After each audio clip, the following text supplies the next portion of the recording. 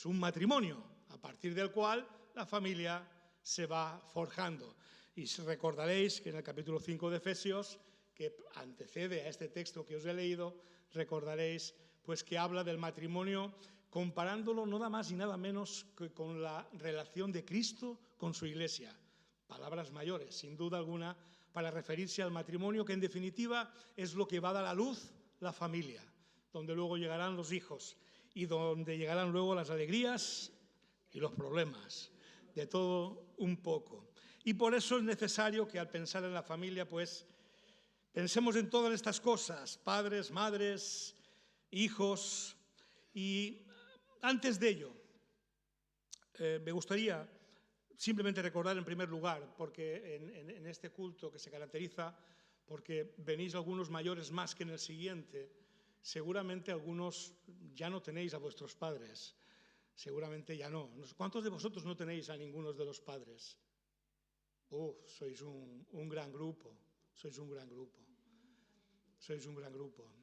También en esta semana el Señor se llevó a su hija Ana, que estuvo con nosotros un tiempo en silla de ruedas, traída por su hijo, pero esta semana se fue, la mamá de Diego, se fue con el Señor. Vino a España con otros planes, pero el Señor tenía planes diferentes para ella, y después de tiempos difíciles físicamente y emocionalmente, el Señor ha tenido a bien llevarla con Él. Así es que estamos contigo, Diego, también en este momento de pérdida, pero también de celebración, porque yo quiero dar gracias a Dios por las mamás y papás que ya no están, y fruto de los cuales sois muchos de vosotros los que habéis levantado la mano y que ya no podéis celebrar con ellos, con ellas, pero quiero dar gracias a Dios antes que nada por aquellos que tuvimos. Yo solo de momento he perdido a mi padre, mi madre pues está con más ganas de irse que de quedarse, pero ahí está. Pero en cualquier caso, acompañadme en esta oración de gratitud. Y Padre nuestro, gracias. Gracias, Señor, porque venimos a ti como Padre nuestro que eres, Señor. Venimos a ti como el Padre que siempre estuvo, está y estará, el Padre que nos recibe cada día, en cada momento, en cada lugar. Pero queremos, Señor, en este día en que honramos a padres y madres, queremos acordarnos de aquellos que fueron nuestros y que están contigo, Señor, o que marcharon ya de esta tierra, dándote gracias, Padre, por esos padres y esas madres con los que nos diste la vida y nos hiciste llegar a esta tierra, Señor. En memoria de ellos damos gracias a ti, Señor, honrando su memoria, agradecidos, Padre, por lo que de ti recibimos y por medio de los cuales nos diste la vida. En el nombre de Jesús. Amén. Amén. Por aquellos padres ya no podemos hacer nada, pero por los que aún estamos, los que lo somos y los que lo serán, hay mucho que decir, porque si algo está tremendamente atacado en este tiempo, si en algo, digamos, el enemigo de nuestras almas está ganando muchas batallas, por más que sabemos que la guerra la tiene perdida, es en el ámbito de la familia.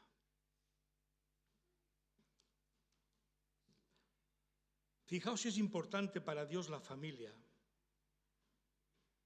Y necesitamos centrarnos en esta idea, en lo importante que es para Dios la familia y tal como Él la pensó y la desea.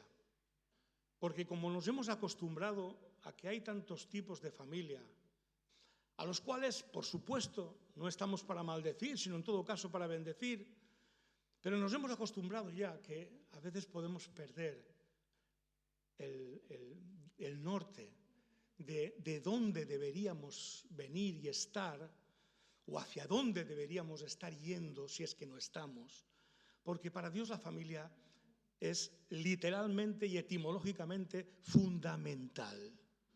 Es fundamento, no de la fe que es Cristo, la piedra angular, pero sí de la construcción de la sociedad, aún de las propias congregaciones. Y esto lo podemos notar en una lectura detenida de la Carta Magna. ¿Sabéis lo que es la Carta Magna? La Constitución. Pero tranquilos, no vengo a hablaros de la Constitución española, y menos a hacer una lectura detenida de la Constitución española. No. Vengo a hablar de la Carta Magna del pueblo de Dios. Tenemos una Constitución. Sabéis que la Constitución en sí misma no ofrece una legislación con sentencias, con condenas, con casuística. No, no, no. La Carta Magna se dedica a traer principios sobre los cuales hay que legislar y hay que vivir. Y de tal manera que cualquier ley que no se ajuste a la Carta Magna o Constitución es inconstitucional y por tanto no debería ser. En la Carta Magna del pueblo de Dios, que podemos encontrar en Éxodo 20, 1, 17 o Deuteronomio 5 del 6 al 21, aunque bueno, caminaremos por algunos textos de Éxodo 20, ahí tenemos la Carta Magna, la Constitución, ahí no hay casuísticas, ahí no hay condenas o sentencias, ahí solo hay principios sobre los cuales toda la vida debe armarse, toda ley debe organizarse. Y llama la atención que en esta Carta Magna, en el libro de Éxodo, Dios manifiesta a través de toda ella prácticamente la importancia de la familia. En el versículo 5, cuando está trayendo los principios, seguramente lo tenéis en memoria, de adorar y alabar a Dios por encima de todo y adorarle únicamente a Él y no adorar nada ni a nadie más que a Dios, en ese contexto,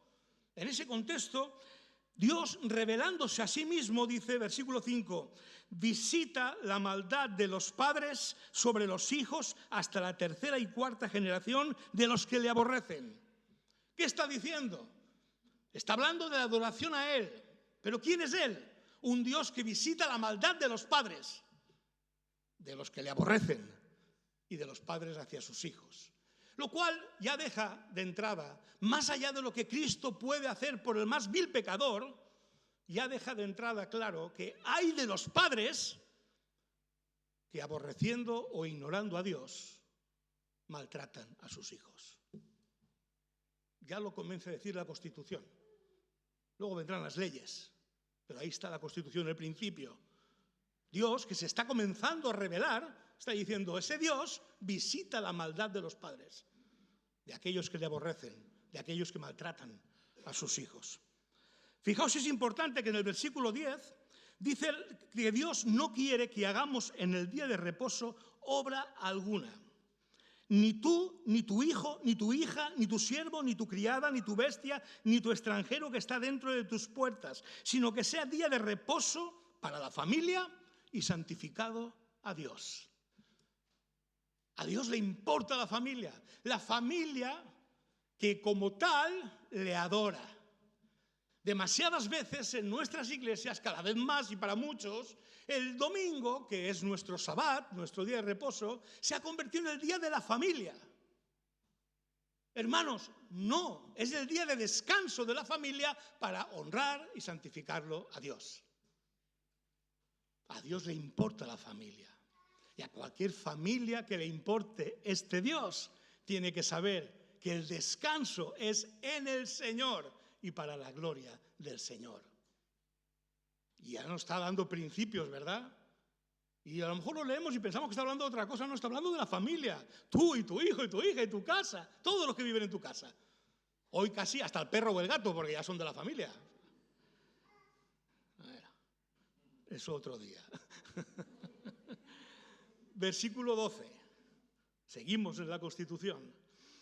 No solo manda a los hijos a honrar a sus padres, sino que además es tan importante para Dios la familia, que nos motiva y nos da algo que en los demás mandamientos no nos había dado hasta ahora, una promesa, para que se alarguen en la tierra tus días, dice el Señor. Y luego en Deuteronomio Moisés dice, para que te vaya bien, honra a tu padre y a tu madre. ¿A que pensabais que la familia solo estaba en este versículo? Pues ya llevamos 3 y nos quedan todavía 2, donde en la Constitución, en la Carta Magna, Dios está poniendo de relieve la importancia de la familia. El versículo 14 tiene que ver con lo que adultera las familias, con la que destruye o comienza a destruir las familias, que es el propio matrimonio, cuando el adulterio entra en él. No cometerás adulterio. ¿Por qué? Porque para Dios la familia es muy importante. Y Dios sabe que si destruye el fundamento, como he dicho antes, de lo que va a ser luego una familia o de lo que ya es una familia, Dios sabe que eso queda muy dañado, tremenda y terriblemente dañado. Por eso le dice a los cónyuges, no cometerás adulterio. Y en el 17, Dios, que sabe de qué pasta estamos hechos, lo frágiles que somos, no solamente quiere defender la familia propia, sino que seamos defensores de la familia del vecino. ¿Cómo? No codiciarás la casa de tu prójimo, no codiciarás la mujer de tu prójimo, ni cosa alguna de tu prójimo. ¿Qué creéis? ¿Que no habla de la familia? Claro. De la familia que no se pasa la vida envidiando lo que tiene el otro, deseando lo que tiene el otro, porque eso tiene dos finales malos. Uno, que acabas metiéndote donde no debías meterte porque tú no eres el otro, y dos, porque acabas queriendo tanto lo que tiene el otro que si puedes, y si tú no lo tienes, harás lo posible, que si yo no lo tengo, tú tampoco. Si yo no lo disfruto, tú tampoco. ¿Tiene que ver o no tiene que ver con la familia? Y tanto que tiene que ver con la familia. Dios sabe perfectamente que las relaciones familiares son la cuna de nuestras seguridades o inseguridades, que muchos aspectos que marcarán toda nuestra vida se forjarán para bien o para mal en las relaciones familiares. Dios lo sabe, porque cuando da esta constitución, el ser humano ya era pecador y el ser humano ya había dado muestras de cuáles eran sus problemas personales y familiares. Por eso toda la Carta Magna de Dios pretende proteger a la familia, pero también por eso mismo la mayor parte de la obra de Satanás pretende destruirla. Si para Dios es importante, para Satanás también. Y lamentablemente, el pecado que hay en cada ser humano se lo pone fácil y nos hace inconstantes cumplidores de esta magnífica Constitución, con las negativas consecuencias que esto tiene en nuestras vidas y en las vidas de los demás. Padres que abusan sexualmente o maltratan a sus propios hijos. Padres ausentes en la educación de sus hijos por abandono o por irresponsabilidad. Hijos que no respetan a los padres a tal extremo que desde bien jovencitos se rebelan contra ellos, incluso violentamente. Hijos que ya no saben quiénes son sus padres y padres que han de serlo para aquellos que no son sus hijos. Eso es lo que el pecado trae a nuestras vidas. Me gustaría decir que esto es lo que hay en el mundo, pero sabéis que como antes de estar en Cristo estábamos en el mundo, muchos llegamos con esa mochila. Pero hermanos, hay un evangelio, hay buenas noticias. Lo que pasa es que tenemos que ser realistas. Yo reconozco que me mandaron un vídeo de una canción que a lo mejor luego vemos u oímos. Típica canción de niños que exaltan a sus papás y dan gracias por sus papás y hablan del amor y todo. Cuando yo vi el vídeo con figuras animadas y escuchaba la canción, digo, es la canción que hay que poner en la iglesia. Pero ¿sabéis qué pensamiento me vino a la cabeza? Digo, qué fantasía tú, qué fantasía. No sé cuán conscientes somos, porque a veces creemos que la familia es lo que ocurre en nuestra casa. La familia en las iglesias es la que todos vosotros representáis, y os aseguro que hay cada historia. Y estoy hablando de la iglesia, ¿eh? Ya no os digo allá afuera. ¡Puh! Satanás tiene mucho interés en la familia. Y lo más absurdo, lo más peligroso que podemos hacer nosotros es quitarle importancia a la familia.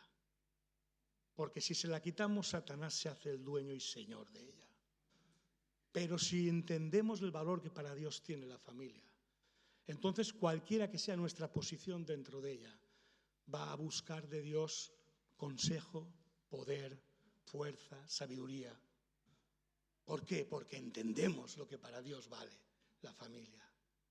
Y no queremos que Satanás, más allá de ganarnos algunas batallas que ya nos ha ganado, nos gane también la guerra.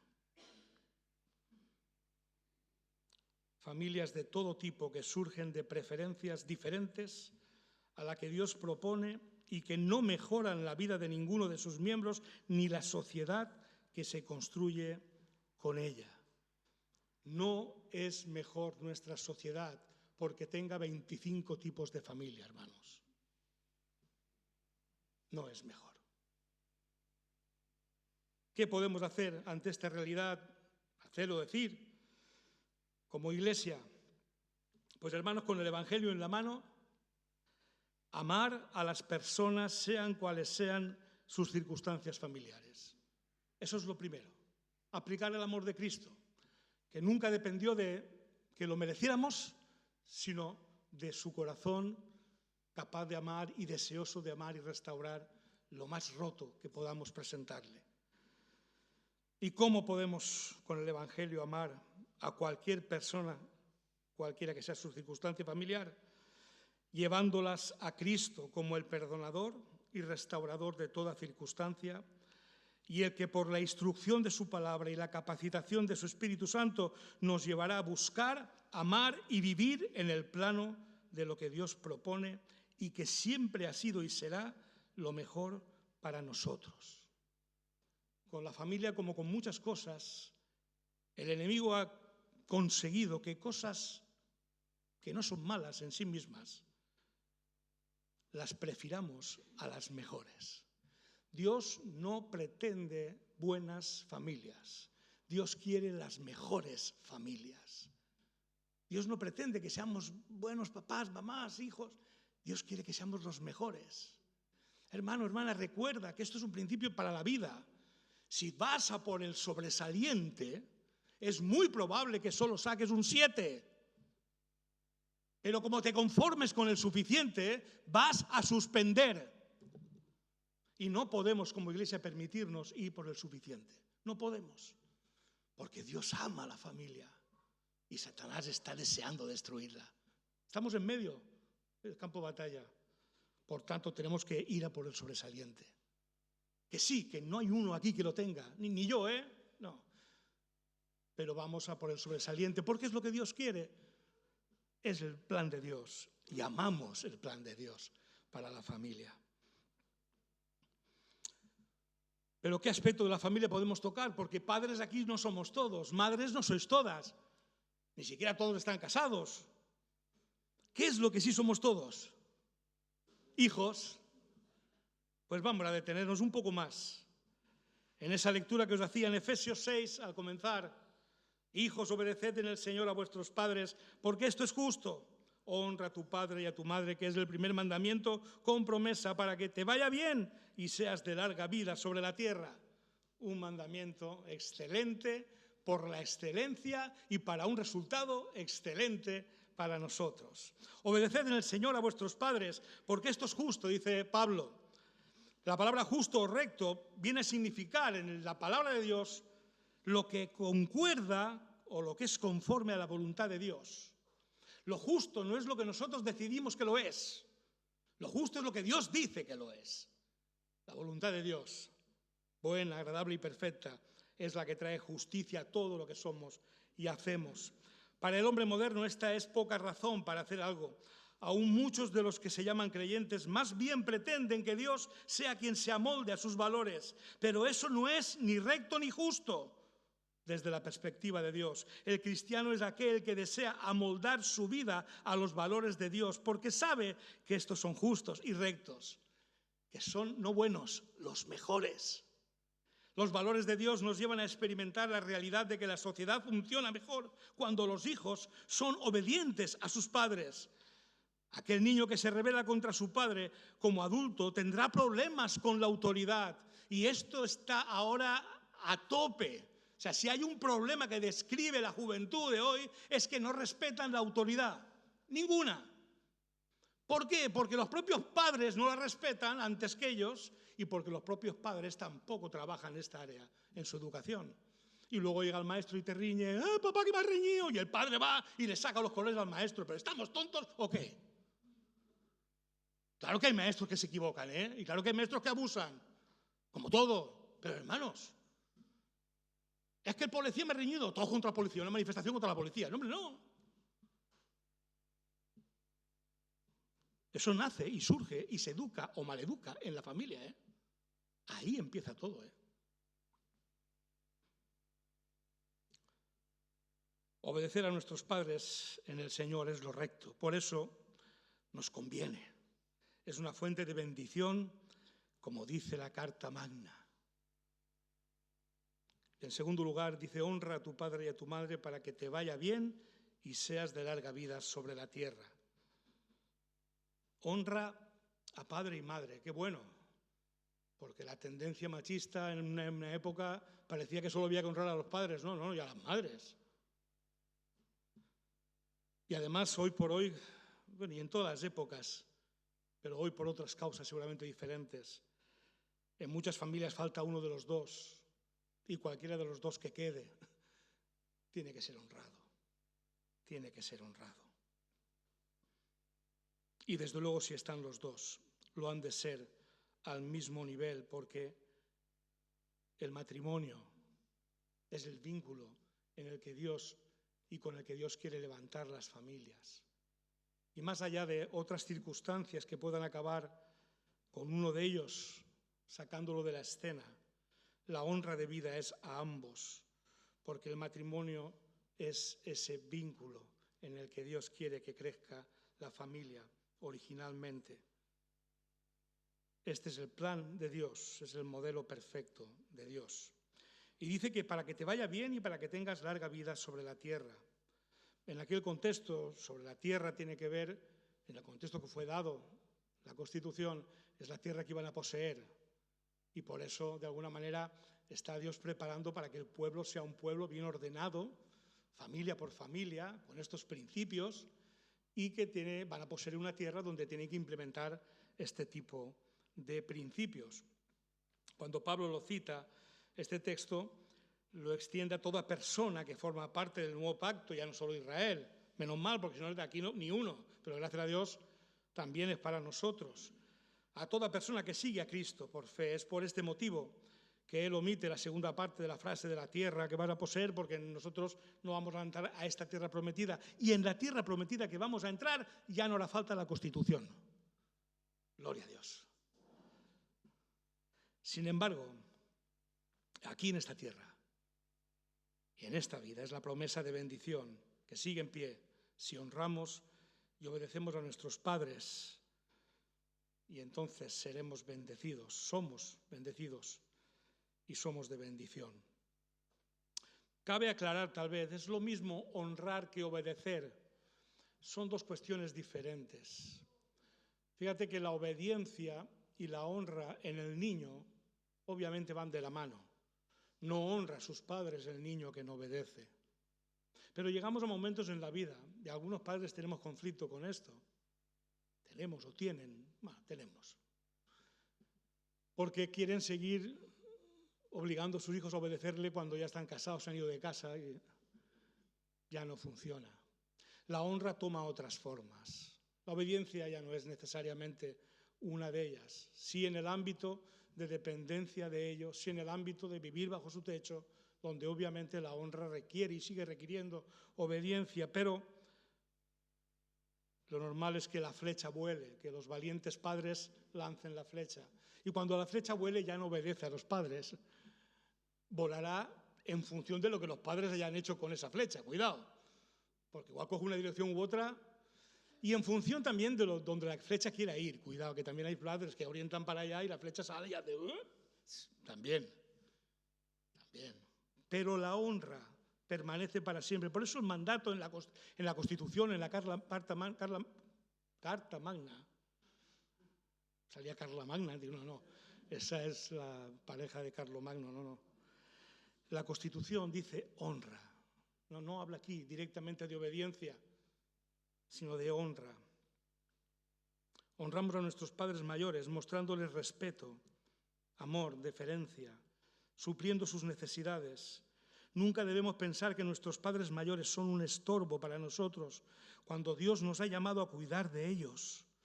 Honrar a nuestros padres de cualquier edad es una fuente de bendición, sigue siendo una fuente de bendición. Hay una historia que leí, dura al principio, pero me gusta cómo termina. Un hijo con su nuera tenían ahí al suegro, un hombre mayor. Un hombre mayor algo torpe comiendo, ¿no? Y se sentaba a la mesa y comía, pero le caía la comida, lo hacía todo un poco polvo, ¿no? Y la hija dice, estoy harto, este hombre va a acabar con mi felicidad, decía la mujer. Y no se le ocurre otra cosa que ponerle un platito aparte, y cuando van a comer que coma aparte, por lo menos no ver la escena que el hombre deja cada 2 por 3. Este hombre, como dice, interfiere en mi derecho de ser feliz, dice la historia. En un rincón comía y desde allí lanzaba miradas tristes, ¿no?, a la mesa. Imaginaos la escena, ¿no? Todos comiendo ahí, él en un rincón, mirando. Un día, para más desgracia del pobre hombre mayor, el plato se le cae y se le rompe. Madre mía. ¿Y qué se le ocurre al hijo hacer? Pues para que esto, cuando vuelva a ocurrir, si es que vuelve a ocurrir, no sea el desastre que fue, le talla un plato de madera y le pone la comida aparte en un plato de madera. Pero resulta que en la familia había un niño de unos 4 años. Dice, un día el padre notó que su hijo estaba jugando con unos pedazos de madera. ¿Qué estás haciendo, hijo?, le preguntó. Y el hijo respondió, estoy haciendo unos platos de madera para cuando tú y mamá seáis mayores. Desde ese día el anciano volvió a comer con su familia.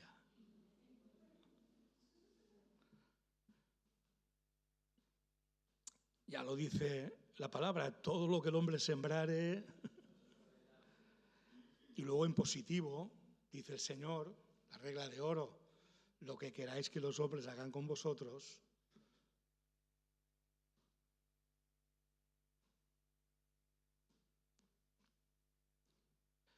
La otra pregunta difícil es, ¿y tenemos que honrar a padres que no lo merecen? Esta es complicada. Si únicamente tuviéramos que honrar a los padres perfectos, nadie tendría esta responsabilidad. Todo padre humano es imperfecto, todo padre y toda madre tienen defectos. Tenemos.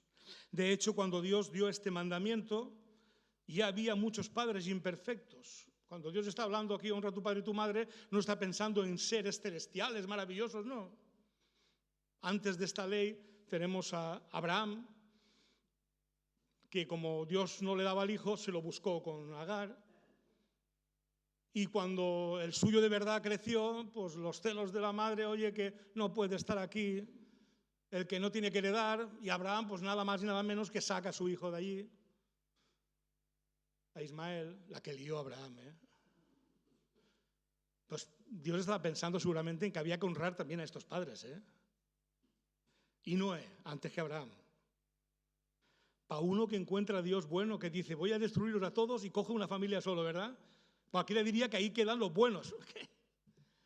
Cuando son librados del diluvio y demás, planta la vid, sale el vino, ¿y qué vamos a hacer? A celebrarlo. Y en medio de la borrachera, pues, ¿qué ocurre? Que los hijos acaban deshonrando a su padre y cayendo maldición sobre ellos por ello. Personajes que están antes de esta ley, antes de la Constitución. Por tanto, no podemos pensar que esta Constitución está dada por Dios para padres magníficos, perfectos. No, Dios sabe que no, que ni uno. Nada menos que Noé y Abraham, que no ha nombrado a 2 pelagatos, cuidado. y sin embargo de perfectos nada. Aunque nuestros padres sean imperfectos y cometan errores, esto no nos libra de nuestra responsabilidad de honrarles. No es siempre fácil. Quizá tuviste un padre, pues como Noé, que se emborrachó, quizá en más de una ocasión, y trajo deshonra o sufrimiento a la familia. La solución humana sería abandonarlo, dejarlo, olvidarte de él y maldecirle. Posiblemente sería hasta justo, humanamente hablando. Sería tomar su error como pretexto para los errores propios de uno mismo incluso. ¿Cuánta gente justifica su decadencia en la decadencia de sus padres? Cristo, en cambio, nos ha llamado a una senda estrecha. Es un camino más difícil, pero es el camino a la vida y la bendición. Es el camino del perdón, el camino de la oración, el camino de pedir bendición para quienes nos han hecho daño. Por eso Pablo dice, obedeced en el Señor. Es en su amor, es en su fuerza que esto es posible y de mucha bendición. Hay que hacer una advertencia aquí. Cuando hay situaciones de abuso y no hay arrepentimiento, a veces es necesario poner una distancia para protegernos. Todo no vale. Y tal vez no se honre menos a Dios o a los padres, mejor dicho, porque en un momento dado tomemos distancia. Porque hay relaciones que, sobre todo si una de las partes es peligrosa para la relación, debe ser apartada. Debe ser apartada por el bien de la relación. No con maldición, pero sí para proteger el bien mayor que es la familia. Estamos hablando de ese caso, donde no hay ni siquiera reconocimiento de culpa y mucho menos deseos de restauración. Y lo más importante para obedecer y honrar a los padres, la razón de más peso posiblemente, es porque así honramos también a nuestro Padre Celestial, porque esa es la voluntad de Dios. Gracias a Dios que nos dijo que nos amáramos unos a otros como Él nos ha amado. Pero primero nos dijo que lo amáramos a Él sobre todas las cosas. Y amar a Dios no como a Él le gustaría, pero sí de una manera, si queréis, romántica, nos resulta fácil. Porque Dios es tan bueno. O sea, Dios es tan amable. Dios es tan digno de ser amado. Pero amar al prójimo, amar a padres que no fueron buenos, a hermanos que no fueron buenos, a hijos que nos hacen daño, qué complicado es.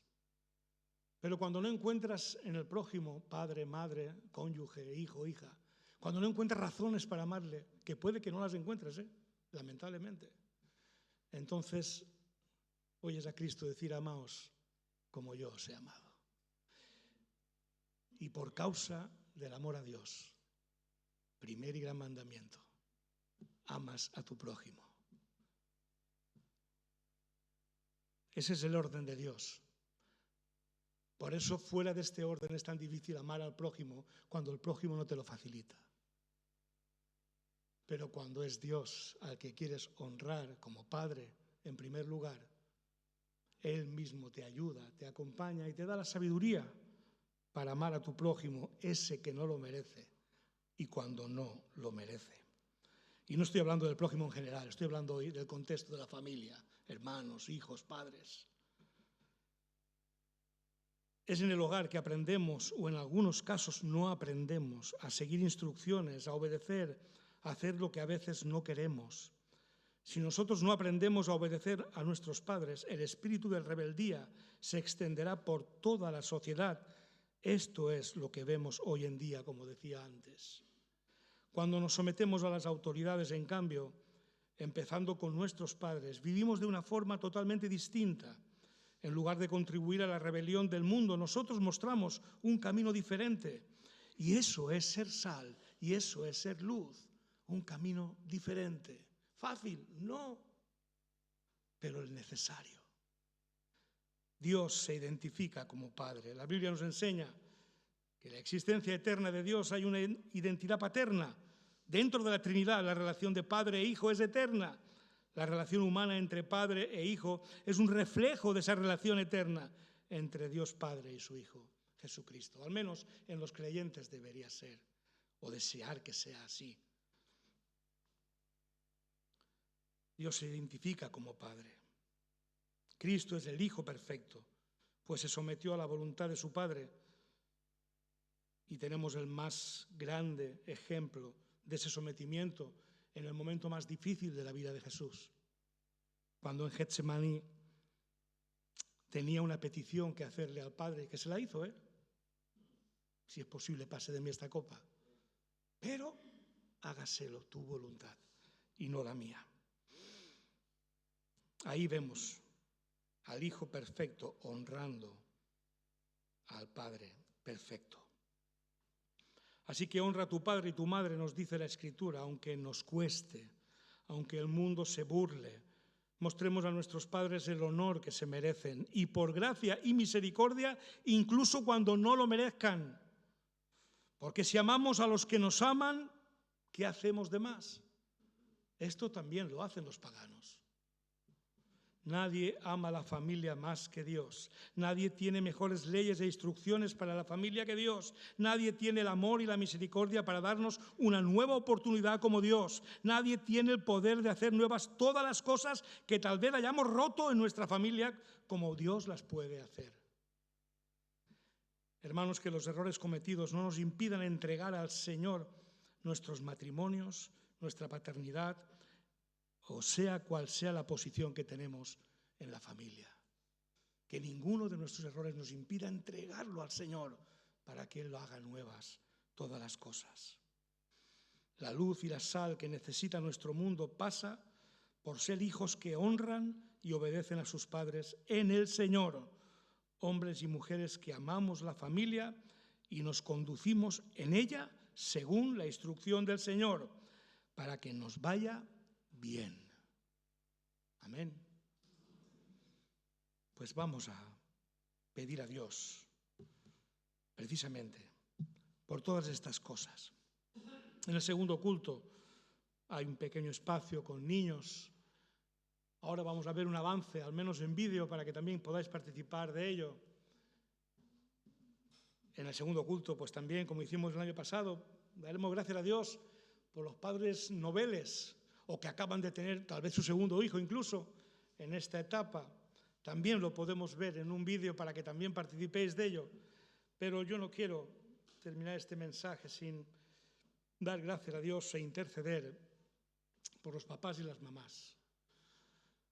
¿Os podéis poner en pie los papás, por favor, los que sois padres? Padres, madres no. Papás. Muy bien.